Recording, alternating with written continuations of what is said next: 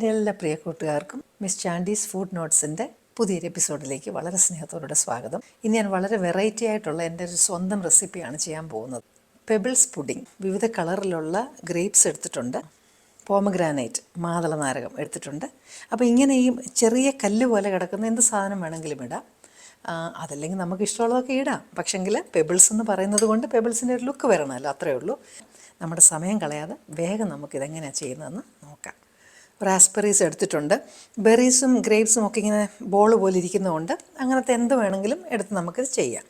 ഇനി അല്ലാതെ ഇതിന് ഹാർഡ് ആൻഡ് ഫാസ്റ്റ് റൂളൊന്നുമില്ല. നിങ്ങൾക്ക് ഇഷ്ടമുള്ള ഈ പുഡിങ്ങിനകത്ത് വരാൻ ഇഷ്ടമുള്ള ഫ്രൂട്ട്സൊക്കെ നിങ്ങൾക്ക് ഇട്ട് ചെയ്യാവുന്നതാണ്. അപ്പോൾ ആദ്യം നമുക്ക് കുറച്ച് തണുത്ത വെള്ളം, അതിലേക്ക് നമുക്ക് ആദ്യം ഈ ജെലാറ്റിൻ ഇട്ട് ഒന്ന് സെറ്റാക്കണം. അതായത് ഒന്ന് ഫ്ലഫി ആകണം അത്. ഇതിൻ്റെ മെഷർമെൻ്റ് എല്ലാം ഞാൻ ഇൻഗ്രീഡിയൻസിൽ കൊടുത്തേക്കാം. നന്നായിട്ടങ്ങ് സോഫ്റ്റായിട്ടങ്ങ് പൊങ്ങി വരും. 200 ml ഡബിൾ ക്രീമാണ്, ഹെവി ക്രീം, 370 ഗ്രാംസിൻ്റെ കണ്ടൻസ് മിൽക്ക്. അപ്പോൾ ഇത് രണ്ടും കൂടെ നമുക്കൊന്ന് നന്നായിട്ട് മിക്സ് ചെയ്യണം. ഇനി മധുരം നിങ്ങൾക്ക് കുറയ്ക്കണമെന്ന് താല്പര്യമുണ്ടെങ്കിൽ കുറച്ചൊഴിച്ചാൽ മതി കേട്ടോ. ഇത് മിക്സ് ചെയ്തതിന് ശേഷം നമുക്ക് ഇതിനകത്തേക്ക് ഒരു 2 ടീസ്പൂൺ പ്യുവർ വാനില എക്സ്ട്രാക്റ്റ് ഒഴിക്കണം. ഇതൊന്ന് നന്നായിട്ട് നമുക്ക് കലക്കി വയ്ക്കാം. വളരെ ഈസി ആയിട്ടുള്ള റെസിപ്പിയാണ്, സൂപ്പർ റെസിപ്പിയാണ്. നിങ്ങൾക്ക് ഈ റെസിപ്പീസൊക്കെ ഇഷ്ടപ്പെടുന്നുണ്ടെങ്കിൽ, ഒരു പുതുമ തോന്നുന്ന റെസിപ്പീസോ അല്ലെങ്കിൽ ഹെൽത്തി ആയിട്ടുള്ള റെസിപ്പീസാണെന്നൊക്കെ തോന്നുന്നുണ്ടെങ്കിൽ നിങ്ങളുടെ കൂട്ടുകാർക്കൊക്കെ ഒന്ന് ഷെയർ ചെയ്ത് കൊടുക്കാൻ മറക്കരുത്. ഇനി നമ്മൾ ചെയ്യാനായിട്ടുള്ള പാല് ഞാനതൊന്ന് തിളപ്പിച്ച് ചെറുതായിട്ടൊന്ന് പറ്റിച്ചതാണ്.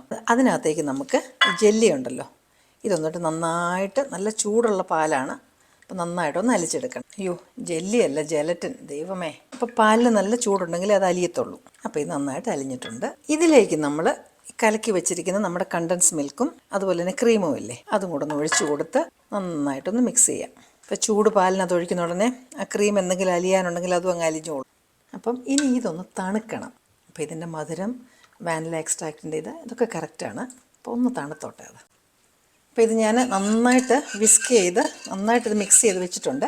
ഇനി നമുക്ക് നമ്മുടെ ട്രേക്കകത്തേക്ക് ബട്ടർ, ഗീയോ വാട്ടെവർ അത് നന്നായിട്ടൊന്ന് പുരട്ടി വെക്കണം, റബ്ബ് ചെയ്ത് വെക്കണം. ഞാൻ ഇച്ചിരി ഗീയാണ് പുരട്ടുന്നത്, നല്ല ഹോം മെയ്ഡ് ഗീ. നന്നായിട്ട് എല്ലാ സൈഡിലും പുരട്ടണം. അപ്പോൾ ഇനി നമുക്കത് സെറ്റ് ചെയ്യാനായിട്ട് വയ്ക്കാം. നമ്മുടെ ഫ്രൂട്ട്സ് ഇങ്ങനെ ഇടാം, മിക്സ് ചെയ്ത് എല്ലാ ഫ്രൂട്ട്സും ഇടണം. നിങ്ങൾ ഈ റെസിപ്പി വേറെ എവിടെയെങ്കിലും കണ്ടിട്ടുണ്ടെങ്കിൽ കമൻറ്റ് ഇടാൻ മറന്നു പോകരുത്. എല്ലാ കളറിലെയും കുറച്ച് കുറച്ചിടാം. ഇനി അതിലേക്ക് ഞാൻ ഈ തണുത്ത പാലൊഴിക്കാൻ പോവാണ്. പാലല്ല, നമ്മൾ മിക്സ് ചെയ്ത് വെച്ചത് എല്ലാ സൈഡിലോട്ടും ഒഴിക്കാം. അപ്പോൾ തന്നെ കണ്ടോ, പെബിൾസ് കിടക്കുന്ന പോലെ കിടക്കുന്നത് കണ്ടോ. നമുക്ക് അടുത്ത ലെയർ പോലെ ഇടാം. ഇത് ശരിക്കും പറഞ്ഞാൽ ഒരു ഫ്രൂട്ട് സലാഡിൻ്റെ ഫീലിംഗ് വരികയും ചെയ്യും. അപ്പോൾ നമുക്കൊരു വലിയ കുറ്റബോധം തോന്നത്തില്ല സ്വീറ്റ് കഴിക്കുന്നതേ. ചിലർക്കൊക്കെ എങ്കിലും ഒരു അപരാധം ചെയ്യുന്ന പോലെയാണല്ലോ സ്വീറ്റ് കഴിക്കുന്നത്. അപ്പോൾ അതിൽ നിന്നൊന്ന് രക്ഷപ്പെടാനുള്ളൊരു മാർഗ്ഗമായിട്ടും കൂടെയാണ് ഞാനിത് ചെയ്യുന്നത്. അയ്യോ, ഇപ്പോൾ താഴെ പോയേനെ. അങ്ങനെ ഓരോ ലെയർ കഴിഞ്ഞിട്ട് മിക്സും ഒഴിക്കുവാണ്. അങ്ങനെ ഓരോ ലെയറായിട്ട് നമുക്ക് ഇടാം. മധുരമുള്ള ഫ്രൂട്ട്സ് ഇടാനായിട്ട് നിങ്ങൾ ശ്രദ്ധിക്കണം. എങ്ങനെയുണ്ട് ഇത് കണ്ടിട്ട് തന്നെ? നിങ്ങൾക്ക് ഇഷ്ടപ്പെട്ടോ? ഇഷ്ടപ്പെട്ടെങ്കിൽ ഷെയർ ചെയ്യണേ.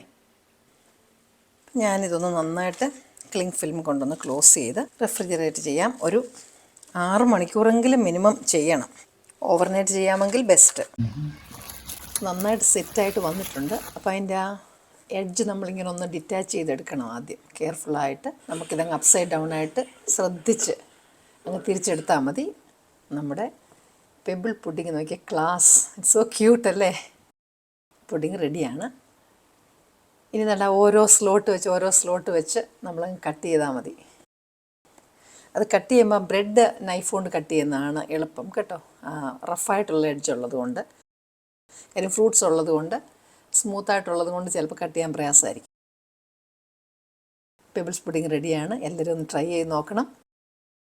ചാനൽ ഇതുവരെ സബ്സ്ക്രൈബ് ചെയ്തില്ലെങ്കിൽ സബ്സ്ക്രൈബ് ബട്ടൺ ഒന്ന് പ്രസ് ചെയ്യണം. അതിനുശേഷം വരുന്ന ബെൽ ബട്ടൺ പ്രസ് ചെയ്ത് ഓൾ എന്നുള്ള ഓപ്ഷൻ സെലക്ട് ചെയ്താൽ ഞാനിടുന്ന എല്ലാ വീഡിയോസിൻ്റെ റെസിപ്പീസ് നിങ്ങൾക്ക് കിട്ടും. ഇനി നിങ്ങൾക്ക് ഇഷ്ടമുള്ള നല്ലൊരു റെസിപ്പിയുമായിട്ട് വീണ്ടും ഞാനെത്തും. Till then I'm signing off and you stay safe.